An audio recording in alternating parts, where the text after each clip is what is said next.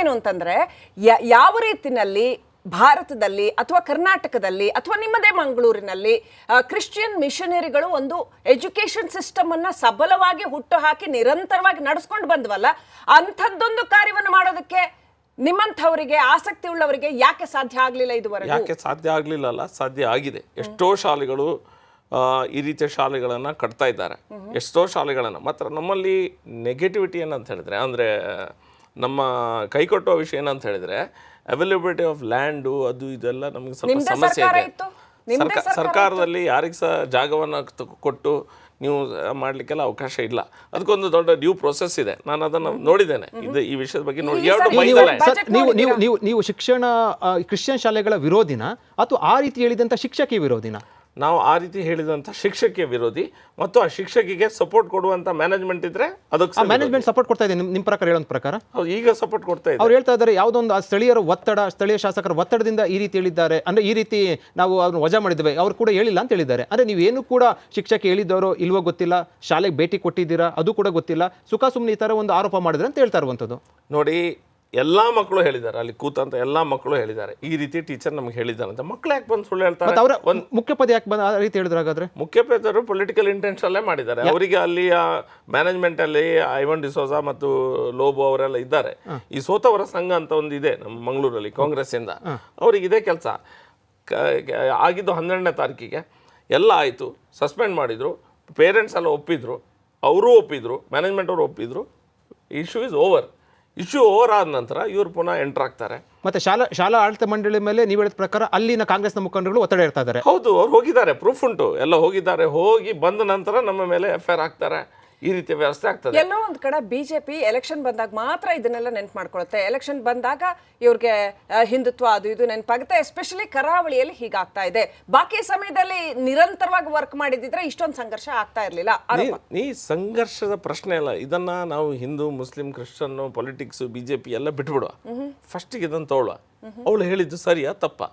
ಅದು ಬಂದು ಯಾಕೆ ನಾವು ತಂದದ ವಿಷಯ ಇಲ್ಲ. ಒಂದು ಪೇರೆಂಟ್ ಕಂಪ್ಲೇಂಟ್ ಮಾಡಿದ್ರು, ಕಂಪ್ಲೇಂಟ್ ಅನ್ನ ತಗೊಂಡು ನಾವು ಉದಾಹರಣೆಗೆ ಭರತ್ ಶೆಟ್ಟಿ ಅವರೇ, ನಂಗೆ ಗೊತ್ತಿಲ್ಲ, please educate me if I am wrong. ಕರ್ನಾಟಕದಾದ್ಯಂತ ಜನ ಹಾಗಾದರೆ ಇತ್ತೀಚೆಗಷ್ಟೇ ರಾಮನ ಪ್ರಾಣ ಪ್ರತಿಷ್ಠೆಯನ್ನ ದೇಶದಾದ್ಯಂತ ನಾವು ನೋಡಿದ್ದೇವೆ. ಕರ್ನಾಟಕದಾದ್ಯಂತ ಜನ ರಾಮನನ್ನ ತಮ್ಮ ಹೃದಯದಲ್ಲಿ ಸಂಸ್ಥಾಪಿಸಿಕೊಂಡವರು ಕೋಟ್ಯಾಂತರ ಜನ ಇದ್ದಾರೆ.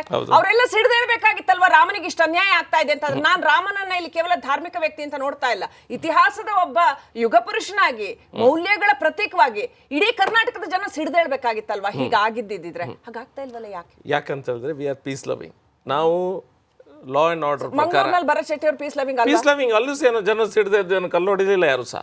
ಕಲ್ಲೊಡುವಂತ ಮನಸ್ಥಿತಿ ಯಾರಿಗೂ ಸಹ ಇಲ್ಲ. ನಾವು ಅದರಲ್ಲಿ ಏನಾಗಿದೆ ಅದನ್ನು ಎತ್ತಿ ತೋರಿಸುವಂತ ಕೆಲಸವನ್ನ ಮಾಡಿದೆ. ಇಡೀ ಕರ್ನಾಟಕದಲ್ಲಿ ಅಥವಾ ಇಡೀ ಭಾರತ ದೇಶದಲ್ಲಿ ಆ ಟೀಚರ್ ಮಾಡಿದ್ದು ಸರಿ ಅಂತ ಯಾರಾದ್ರೂ ಹೇಳಿ ನೋಡುವ? ಒಬ್ಬರು ಹೇಳುವುದಿಲ್ಲ. ಅದು ಬೇರೆ ಧರ್ಮದವರು ಏನಾದ್ರೂ ಆಗಿ ಮಾಡಿದ್ರೆ ಇಷ್ಟರೊಳಗೆ ಬೆಂಕಿ ಬೀಳ್ತದೆ. ಯಾವುದೇ ಸಹಿಷ್ಣುತೆ ಅನ್ನೋದನ್ನ ಹಿಂದೂಗಳಿಗೆ ಕಳಿಸಿಕೊಡ್ಬೇಕಂತ ಅವಶ್ಯಕತೆ ಖಂಡಿತ. ಯಾವುದೇ ಧರ್ಮದ ವಿರುದ್ಧ ಮಾತಾದ್ರು ಕೂಡ ನಾವು ಅದ್ರ ಪರವಾಗಿಲ್ಲ ಅಥವಾ ವಿರುದ್ಧ ಅಂತಲ್ಲ, ಯಾವ ಧರ್ಮದ ವಿರುದ್ಧ ಮಾತಾದ್ರು ಕೂಡ ತಪ್ಪೇ ಇದೆ. ಆದ್ರೆ ಭರತ್ ಶೆಟ್ಟಿ ಸೇರಿದಂತೆ ವಿಶೇಷವಾಗಿ ಮಂಗಳೂರು ಭಾಗದ ಬಿಜೆಪಿಯ ಮುಖಂಡರಿಗೆ, ಶಾಸಕರಿಗೆ ಧರ್ಮ ಇದೇ ರೀತಿ ಕಾಣಿಸುತ್ತೆ ಅಲ್ವಾ? ಭಾಷೆ ಅಂದ್ರೆ ಧರ್ಮನೇ ಕಾಣಿಸುತ್ತೆ. ಬೇರೆ ಯಾವುದು ಕೂಡ ಬೇರೆ ವಿಚಾರ ಯಾವುದು ಕೂಡ ಇಲ್ವಾ? ಅಭಿವೃದ್ಧಿ ವಿಚಾರ ಇಲ್ಲ. ಅಂದ್ರೆ ಬಿಜೆಪಿಗೆ ಧರ್ಮದ ವಿಚಾರ ಬಂದ್ರೆ ಒಂದಷ್ಟು ಪ್ರೀತಿ ಜಾಸ್ತಿ, ಅದನ್ನೇ ಕೂಡ ರಾಜಕೀಯ ಅಜೆಂಡಾಗಿ ತೆಗೆದುಕೊಂಡು ಹೋಗುವಂಥದ್ದು. ನೋಡಿ, ನಮ್ಮಲ್ಲಿ ಹಿಂದುತ್ವ ಅಂತ ಹೇಳಿದ್ರೆ ಒಂದು ಹಿಂದೂಗಳಿಗೆ ಸಂಬಂಧಪಟ್ಟದ್ದು ಮಾತ್ರ ಅಲ್ಲ. ಹಿಂದುತ್ವ ಅಂತ ಹೇಳಿದ್ರೆ ನಾವು ಎಲ್ಲರನ್ನ ತಗೊಂಡೇ ಮಾಡುವಂಥದ್ದು. ಅಭಿವೃದ್ಧಿ ಮತ್ತು ಹಿಂದುತ್ವದ ವಿಷಯಕ್ಕೆ ಬಂದೆ, ಅಭಿವೃದ್ಧಿ ಸಾವಿರಾರು ಕೋಟಿ ಹಣವನ್ನು 2000 crores ಇಂದ ಜಾಸ್ತಿ ಅಭಿವೃದ್ಧಿಯನ್ನು ಕೋವಿಡ್ ಇರುವಂಥ ಸಂದರ್ಭದಲ್ಲಿ 2 ವರ್ಷ ನಮ್ಮ ಕೋವಿಡ್ ಇತ್ತು, 1 ವರ್ಷ ಅಪೋಸಿಷನ್ ಇದ್ದೇವೆ, 1.5 ವರ್ಷದ ಸಮಯದಲ್ಲಿ ನಮ್ಮ ಸರ್ಕಾರ ಇತ್ತು. ಆ ಸರ್ಕಾರದ ಟೈಮಲ್ಲಿ ಸಹ ಹಿಂದೆ ಯಾರು ಮಾಡಿರ್ಲಿಕ್ಕಿಲ್ಲ ಶಾಸಕರು. ನನ್ನ ಕ್ಷೇತ್ರದಲ್ಲಿ ಹೇಳಿದ್ ನಾನು ಅಷ್ಟು ಅಭಿವೃದ್ಧಿಯನ್ನು ಮಾಡಿ ತೋರಿಸ್ತೇನೆ. ನಿಮ್ಮ ಬಿಜೆಪಿ ಅಷ್ಟು ಅಭಿವೃದ್ಧಿ ಮಾಡಿ ನಿಮ್ಮ ಶಾಸಕ ನೀವು ಗೆದ್ರಿ. ಇಡೀ ಬಿಜೆಪಿ ಕೂಡ ಧರ್ಮ ಅಂದ್ಕೊಂಡು ಹೋಗಿ 65 ಸೀಟ್ 66 ಸೀಟ್ ಬಂದಿದೆ. ಇದೇ ಕಾರಣ ಅನ್ನುವಂಥದ್ದು ಕೂಡ ಪ್ರಮುಖ ಚರ್ಚೆ ಆಗ್ತಾ ಇರುವಂಥದ್ದು. ನೋಡಿ, ಇದು ಪೊಲಿಟಿಕಲ್ ಇಕ್ವೇಷನ್ ಬೇರೆ ಬೇರೆ ಕಡೆ ಬೇರೆ ಬೇರೆ ರೀತಿಯಲ್ಲಿ ಇರ್ತದೆ.